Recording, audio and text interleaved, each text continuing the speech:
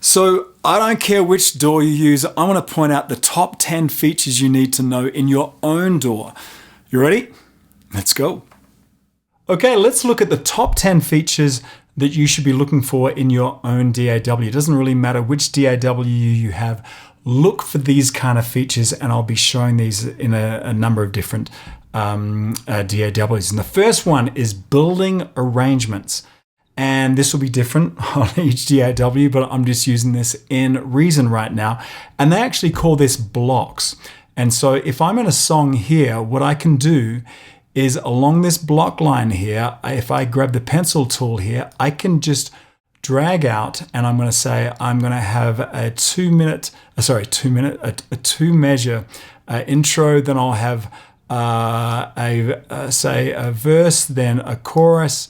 And you'll see here, they're all called block 1. So in this case, you will just click over to the block here. I'm going to click the first one here, the block 1, and I'm going to double click that. I'm going to call that intro. The second one, I'm going to call that verse. And then the third one, I'm going to call that chorus. Actually, let's do a fourth one here, and you can guess what that would be. That would be bridge. And so once I have them all set up, if I go back here to the song, I can select each of these and say I want an intro there, then I want to drop into the first verse, and then into the chorus. And as you could imagine, with some modifier keys, in this case, I believe it's Option, I can just drag this over here and make that another verse. And then I'm just going to Option drag a chorus here. We're going to put a chorus here. And then I'm going to, sorry, I need to be back over here in the pencil tool. Then I want that to be a bridge, and I can go ahead and, sorry, to go back here and set that into the bridge, and then say Option, drag that out there, and we're back to the chorus. And then maybe you want to do an outro or something like that. But the great thing about that is it now gives your song some structure, and you know exactly how to quickly get around your song. But better than that, when you go down here into the block setting here, you can work on each part. So let's imagine you're working on a verse here, and you set up all of your tracks below that. Then when you go back to your song, any changes you make within that verse will automatically populate up here in the verse, and the same thing with the choruses there. But then also within the song mode, you can kind of add some accoutrements on top of this building here. Now, if you're from the old school and programming drum machines, you'll be very familiar with that. But we always started off with just a single pattern, and then we strung those patterns together into a song. And it's just a great way to kind of build out your arrangement. Look for that in your DAW. Okay, DAW feature number 2 that you need to be aware of and using in your own DAW. Now, if you're using any particular DAW, you can certainly drag in loops to build up your kind of rhythm section. In Logic, they have a really neat thing called a session player. And so what I'm going to do, I'm creating a new track. I'm going to go session player. I'm going to select drummer here. And bang, that has just made me a drummer track right here. Let's have a listen. And I could just drag that out as long as I like. Now that shows that for you. If I go back down here underneath pop rock, I can change that to retro rock, hard rock, punk rock, anything you like. I'll go back to pop rock right here. And then you can see there are a number of different presets here. Half pipe sounds good. And I'll go back to the top of that. I mean, that was a couple of clicks, and that's dropped down a rhythm track very, very quickly. And whether I use that for the entirety of the song or not, or it's just a great guide to start, I would really suggest just dropping some loops down. So what we'll do is we'll go down here, new session player. This time I'm going to grab a bass player. And a couple of things have happened. It's dropped in a bass player, but you'll notice that the arrangement, the chord arrangements, have been set up here. Now maybe that's not the chord arrangements I want. In fact, let's just listen to it right now.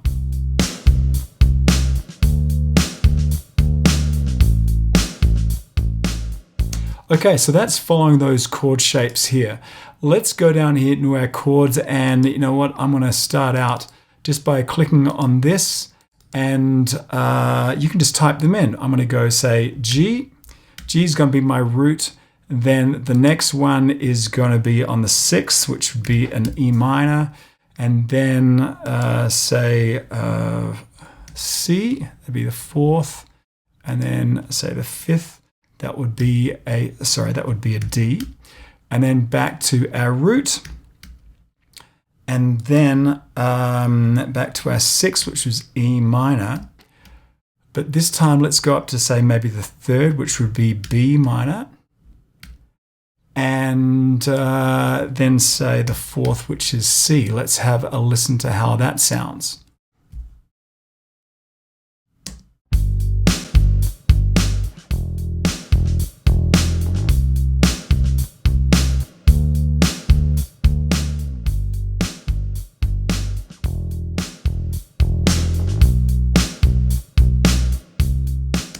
I mean, you can get into the details here.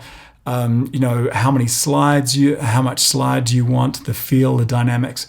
But I mean, how quick was that to get that up and running? So I'll do the same thing. I'm going to go here and go new session player, and I'm going to put keyboard player. And this time I'm going to decide what I want. I don't want piano. Look at all, I mean, that's all been added, but I don't want a real piano. Let me go to a vintage electric piano. I really like a classic Wurlitzer. Let's have a listen to that.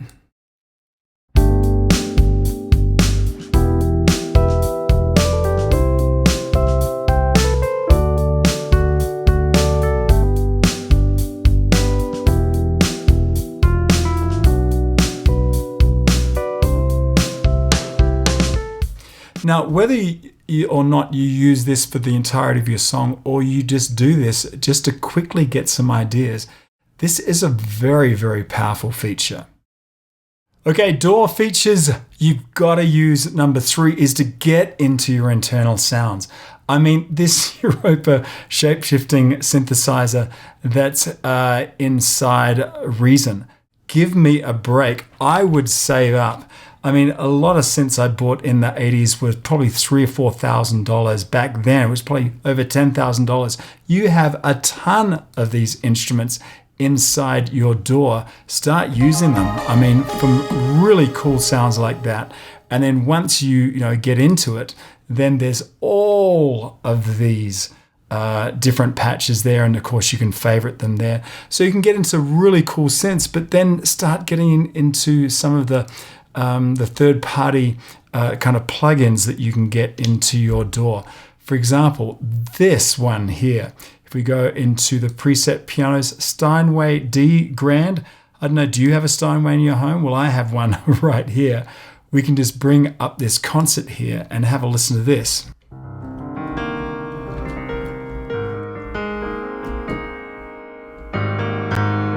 I mean, just gorgeous.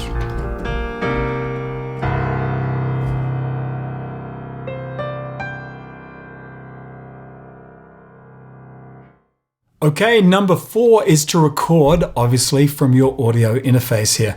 I mean, all of your DAWs will have a lot of inbuilt sounds, but if you want to record in from an audio interface, you would normally create a new track and then decide where you're going to have that track look to, that audio track look to in terms of its audio interface, where that source is going to be, basically where your microphone or your guitar is going to be plugged in.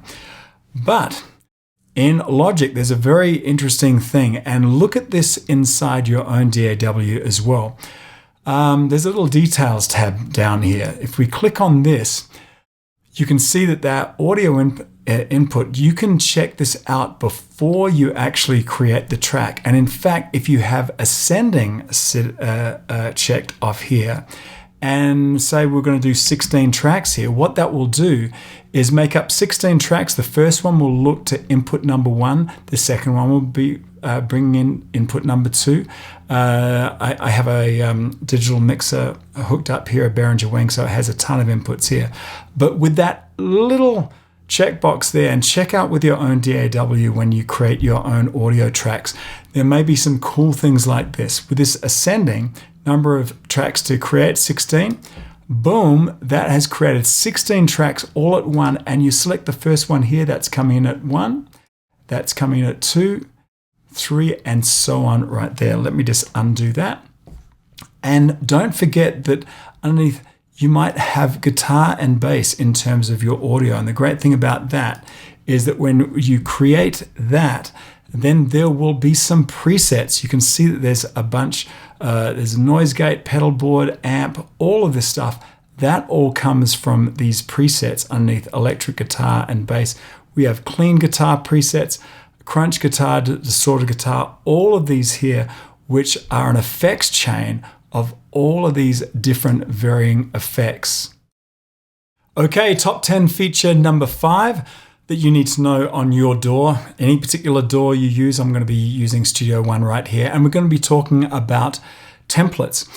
Now, when you start out and create a new song in whatever DAW you're doing, quite often it'll start out with a completely blank screen. And if you're trying to capture ideas and kind of be inspired, a completely blank screen is like a blank page for a writer, right? You don't want to see that. You want to get kind of the ball rolling by setting things up the way you want to set them up. And in this situation, I went over here in instruments. I went into the search box, started searching for various sounds here. I have drums,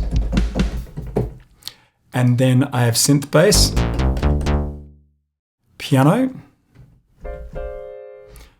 organ,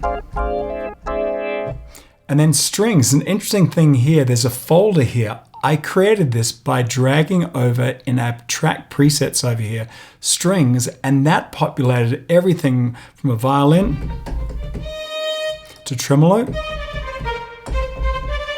staccato,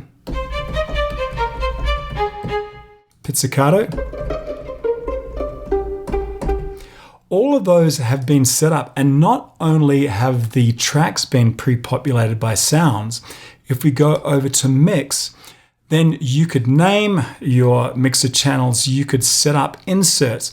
If you go across here, here's all of our buses across here that have insert effects across there so that they can be they can be fed by all these various tracks here. So these can be your common effects, as well as each track can have their own effects set up exactly the way you want it. And then if we go up underneath file, we're going to save as template. And I want to save this as, say, my own template. And we'll hit OK there. So now if I was to create a new song, I could go through the various templates that PreSonus has given me already, or go underneath user, and here we go, my own template. So as soon as I select that in an empty project, as soon as I hit OK, everything will be populated just the way that I saved it. Okay, DAW features, you got to know number 6, and that is to get to know your editing tools. Now, if you're an Ableton person, know those tools really well. If you're a Cubase person, know those ones really well. I'm in Logic right now, and basically no matter what DAW you're using, the edits will come down to MIDI events, and then also audio is here. Let's just start out with MIDI events. I have an organ here at the top.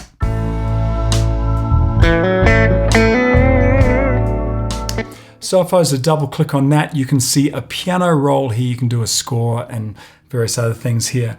But here are all our notes, and you can grab any note and you can move it up and down. So in this case, I could actually play it from the top here in context. Or down here, I can actually play just that clip here.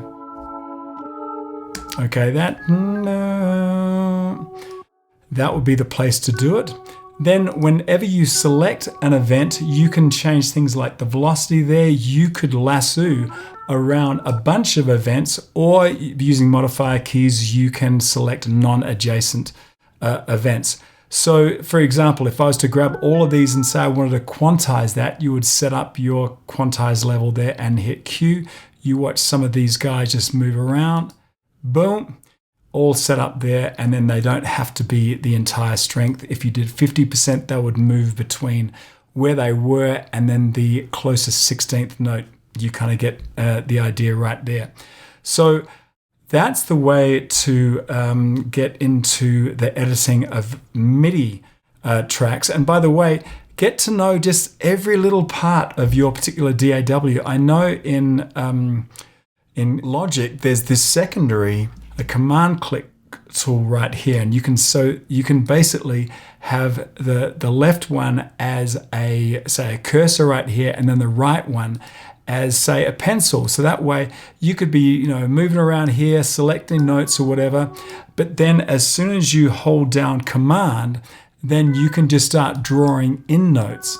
And boy, if you're starting to draw in particularly drum tracks and things like that, you can become very, very quick with using the primary and the secondary. And now, whether that's on your particular DAW, what I'm trying to get through to you is that get to know the editing tools of your particular DAW.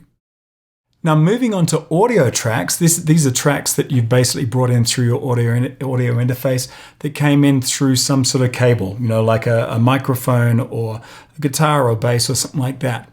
Get to know all of your editing tools. If you are an Ableton Live person, get to know that like the back of your hand. Cubase, the same way.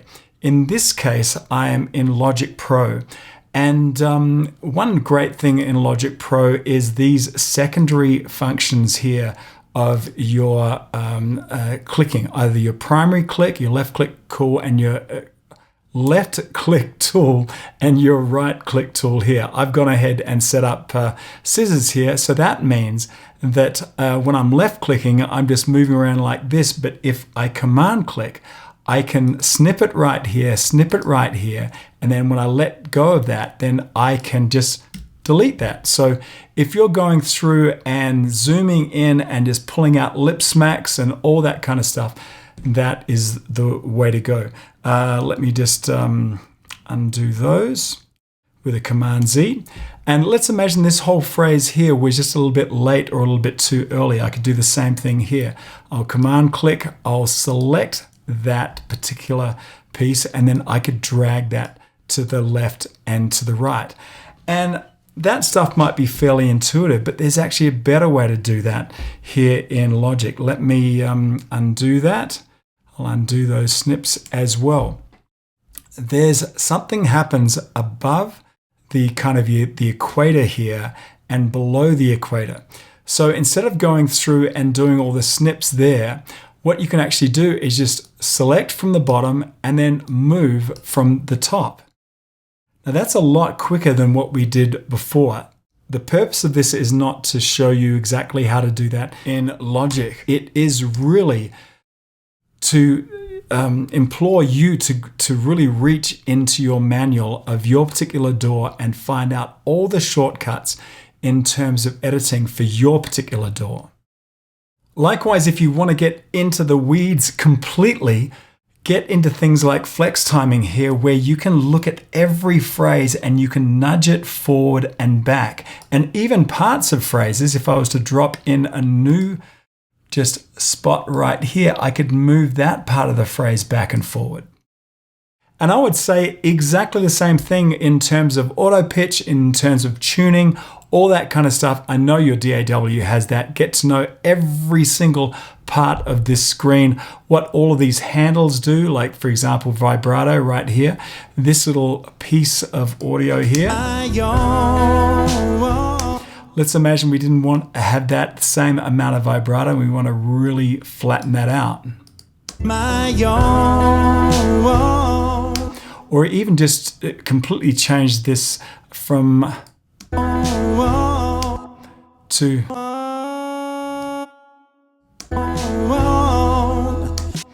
And then maybe I will level that out a little bit there. You can even do the fine pitch. So if something's just a little bit flat or a little bit sharp, you can do it right here. But the thing is, your DAW will have a bunch of these tools. Get to know them really, really well. Okay, number 7 are your locators, or sometimes they're called markers, but basically they're a place to put these preset markers or locators in your song. And I know your DAW has them. Your job is just to find out exactly where they are, how to get to them, and ultimately to be able to use keyboard shortcuts to be able to get to them straight away. So in this case, in Logic, if I open this up, you can see here are our markers. And I've actually placed them a measure before the actual the pre-chorus starts right here. So that way I can just use the keyboard shortcuts, which are the comma and period, to go one measure at a time, either forward or backwards. Or if I hold down Shift, then I can go straight to these points. So I can go one measure before the pre-chorus.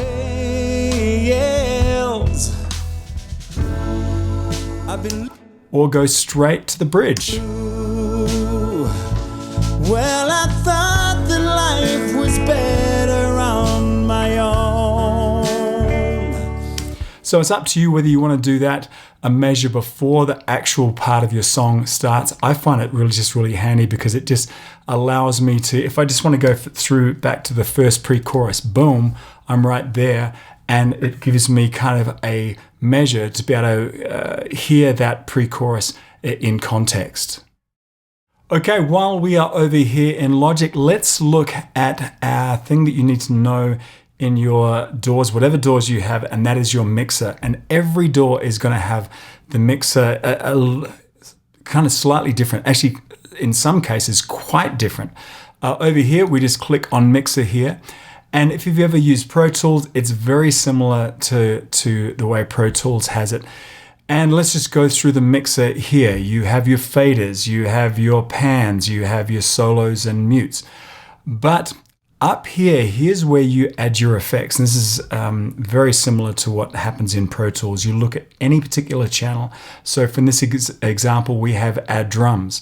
And if we wanted to add an effect on that, we would just drop an insert here. You start going shopping through all of your effects here, and then you just drop whatever effect you like inserted across this particular channel right there.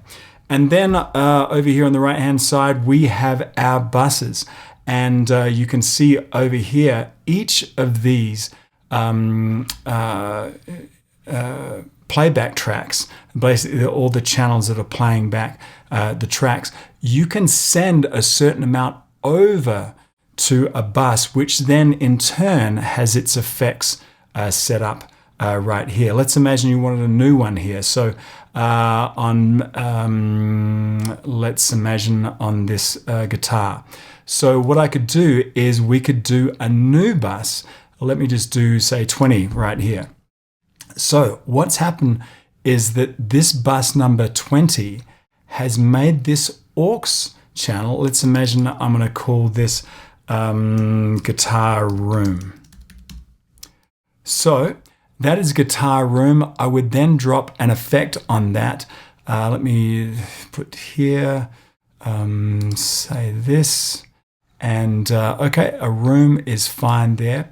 Then if I wanted to add any effects on some of my guitar parts, then I would do another send here. And you can see that's already done my misspelt guitar room there, but that's the bus 20 there.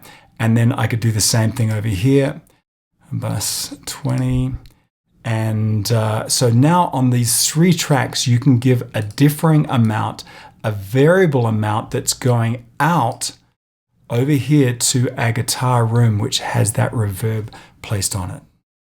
Okay, let's drop over to Ableton Live, and we have our mixer here. It's pretty similar to what we just saw in Logic, but there's a big difference. You'd be thinking, well, where do I insert my effects on any particular channel? So right here, I have my drums selected here.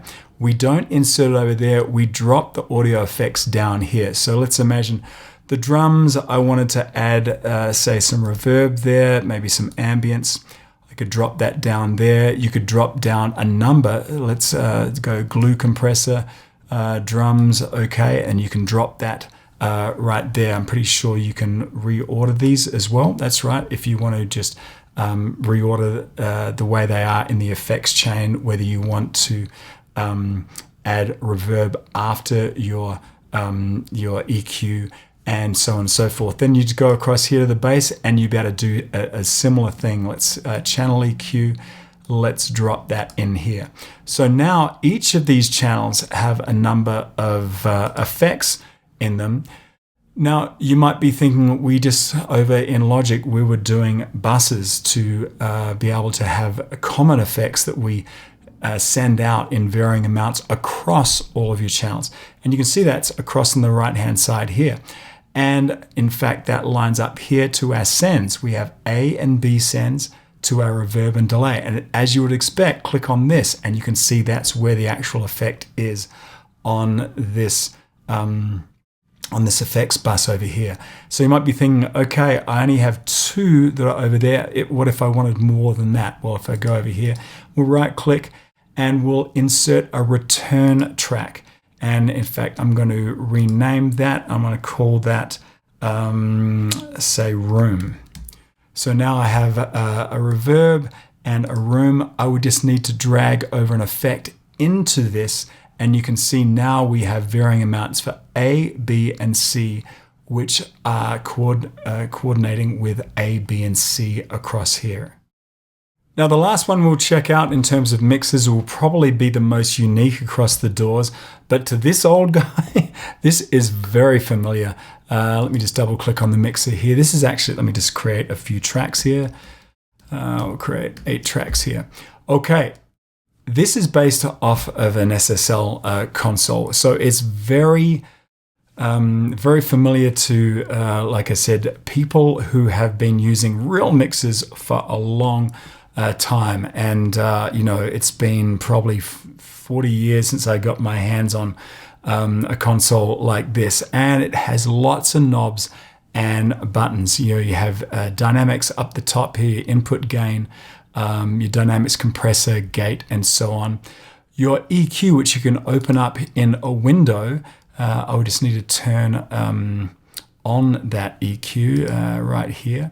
And then we can boost the top, we can decide where that is, and down the middle we can say pull some of that out and decide how wide or narrow that is and sweep around here. So it's very, very familiar if you've had your hands on a mixer. But the inserts here are actually quite different. You might think that you drop inserts here. Actually, if we edit the inserts here, you can see there's the audio track 1 and we show the insert effects. This is analogous to if you had a rack, and that's why there's wood paneling down the side here. You'd go shopping across here to your effects and say, you know what, I want a channel EQ right in here, followed by, say, a phaser, because that's a great combination, right? And you can adjust the order of that. But now those have been inserted into audio track 1. That's how you do your insertions. Let me go back to our full mixer here. Now you do have sends, and they go across here to your effects sends, and you can see that we can click on the edit here again, and you can see here's where the buses, basically the effects send and return for, we have 8 effects sends and then the returns across here. If you really want to get into it, you hit the tab key and you look around the back, and you can actually, if I open this up, you can see exactly how it's all hooked up together. This is why I really do love Reason, because if you're an old school guy and you used to have to be patching all this stuff together, it really makes sense that your insert effects here, effects send 1 goes out into your first plate and then gets returned back here. You can even open this up and you can see exactly where you are. You know, you can have gate triggers, you can have side chains, a bunch of very cool stuff. The point is this: no matter which of the DAWs you have, know the mixes in your particular DAW back to front. Okay, number 9 on the features you really need to know in your particular DAW, that is automation. And I'm pretty sure whatever DAW you're using, you do have automation. I'm going to show you how to do it in Ableton Live, but it's going to be pretty similar to whatever DAW you have. And the first thing we need to do is get into automation mode. And there's a little innocuous little button up here. When you click on that, that will get you into automation mode. Let me turn that back off there. There's also a keyboard shortcut in Ableton Live, which is just hitting the A key. That will get you straight into that mode as well. And the reason I mention that is that a lot of DAWs have that same shortcut, a keyboard shortcut for automation, which is just the A key right there. And so now you can see I have my drums here. I have them soloed, and we have track volume. And you can see right now that the track volume right across the timeline is 0 dB. And what we can do is we can left click to make a node. You can see that little node there. And then I'll left click and do another node here and then drag it down. So now what will happen is if I play this from the top, you'll notice, look at our track volume there. It is going up because it's been driven by this automation. And you'll notice there's a little red dot on there noting that there is some automation on there. So let me undo that. I'm going to undo those couple of nodes there. And now that was a way to kind of draw it in on the line here. There's another way to do it real time, just by twiddling knobs. And this was the most basic automation, which is just a track level. But another really great thing you can do is almost any parameter within your DAW you can automate. And the way you do this, let me just go back to the top. I'm going to click on this little button here, and this will allow us to write in any knob twist, any adjustment of any parameter in real time. And what we're going to do is adjust the send out to our reverb over here. So here's what we need to know. Have a look up here. Right now we have a track volume on drums number 1, but as soon as I grab a parameter, you'll notice that that parameter has come up here, and I could do the same node thing that I did a moment ago and draw things in. But another way to do it is to actually tweak this. I'm going to take it all the way down to 0, go to the top and hit record. And then now you can see that being written in. Here that's drown and reverb.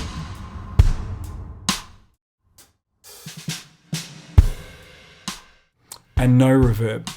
So if we go back to the top of that, check out that send. Again, there's a little red knob there, sorry, a little red designated there showing that that is automated.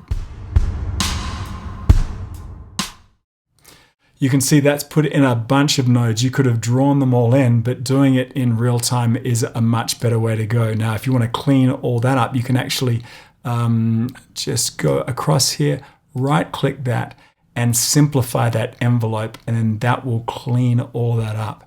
Now, it's your job, once again, to work out how to use automation in your very own DAW, but boy, this is a big time saver and a very, very creative tool. Okay, and finally, number 10 is mastering. After you've mixed down, you need to be able to master your song. Now, you can do that as an external program like T-Rex or Ozone. There are a few others out there, or you can do it within your particular DAW.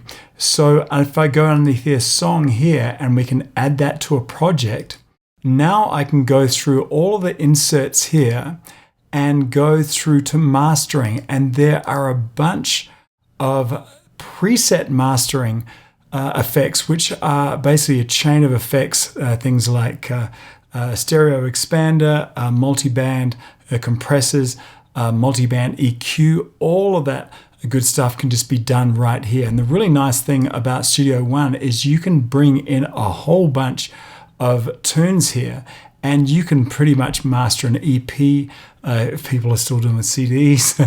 But you can get the idea, is that you can line them all up and do all of your mastering right from here.